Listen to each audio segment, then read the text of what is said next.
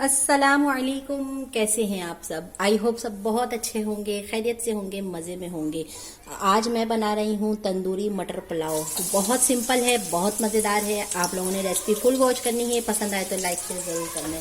تو یہاں پر میں نے آئل ڈال دیا ہے 1/4 کپ، اور ساتھ ہی میں نے 2 درمیانے سائز کے پیاز کی کٹنگ کی ہے، وہ ڈال دیا ہے براؤن ہونے کے لیے۔ اب یہاں تھوڑے سے کھڑے مسالے لیے ہیں، تیز پات ہے، بادیان کے پھول ہیں، جویتری ہے، دار چینی ہے، لونگ ہے، زیرہ ہے، بڑی الائچی اور کالی مرچ ہے۔ ان سارے کھڑے مسالوں کو ہم نے پیاز کے ساتھ ہی سوٹے کر لینا ہے۔ پیاز جب تک براؤن ہوگا اتنی دیر میں ان مسالوں کا فلیور بھی آئل میں اچھی طرح سے آ جائے گا۔ فلیم کو یہاں پر ہائی کر دیں۔ بہت جھٹپٹ ریسیپی ہے، جب آپ کو کچھ سمجھ میں نہ آئے تو آپ لوگ اس طرح سے اس ریسیپی کو بنا کر انجوائے کر سکتے ہیں۔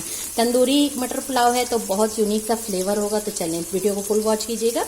پیاز یہاں پر براؤن ہو چکا ہے، تو اب ہم نے یہاں پر مٹر ڈال دینا ہے۔ 1.5 پاؤ میں نے یہاں پر مٹر لیے ہے، ساتھ ہی مٹر کے میں نے ادرک لہسن کو بھی ڈال دینا ہے، اور مٹر کو یہاں پر اچھی طرح سے فرائی کرنا ہے۔ تو مٹر دیکھیں، ادرک لہسن میں نے یہاں پر 2 کھانے کے چمچ لیا ہے۔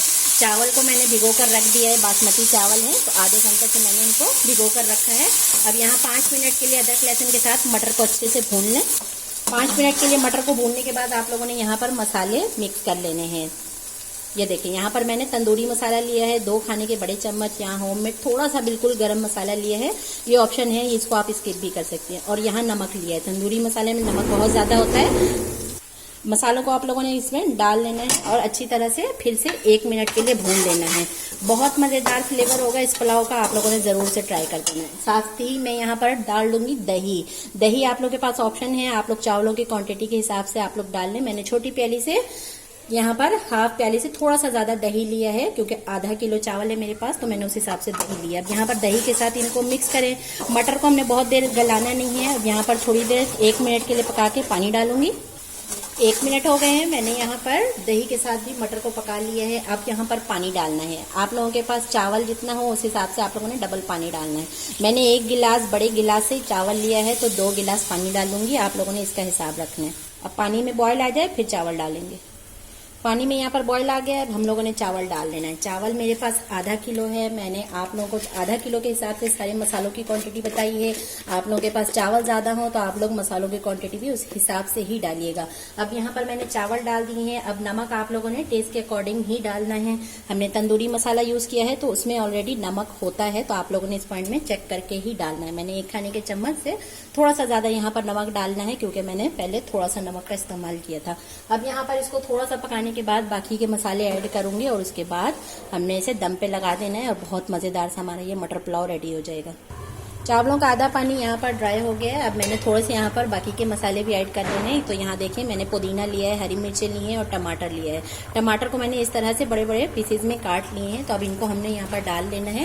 نمک میں نے اور نہیں ڈالنا، ٹیسٹ کر لیا ہے، بالکل پرفیکٹ ہے۔ اور یہ مسالے ڈالنے کے بعد میں نے لاسٹ میں جب دم لگانا ہے تو یہاں پر کیوڑا ایسنس ہے، آپ لوگ دیکھ سکتے ہیں، اس میں فوڈ کلر میں تھوڑا سا ڈالنا ہے، 4 سے 5 ڈراپ، اور فوڈ کلر میں مکس کر کے اس کے اندر ڈالیں گے تو بہت ہی مزیدار خوشبو آئے گی، بہت مزیدار فلیور آئے گا۔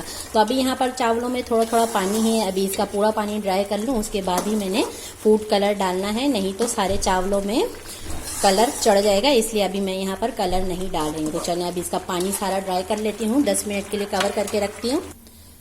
10 منٹ ہو گئے، چاولوں کا پانی یہاں پر تقریباً ڈرائی ہو گیا۔ جب تھوڑا تھوڑا سا بالکل پانی رہ جائے تب آپ لوگوں نے لاسٹ میں فوڈ کلر ایڈ کرنا ہے۔ پہلے آپ لوگوں نے فوڈ کلر نہیں ڈالنا، ورنہ سارے چاولوں میں فوڈ کلر جو ہے مکس ہو جائے گا، تو اس طرح سے اچھے نہیں لگیں گے چاول۔ اب لاسٹ میں نے یہاں پر 5 منٹ کے لیے مزید دم لگانا ہے، اس کے بعد سرو کر کے دکھاتی ہوں۔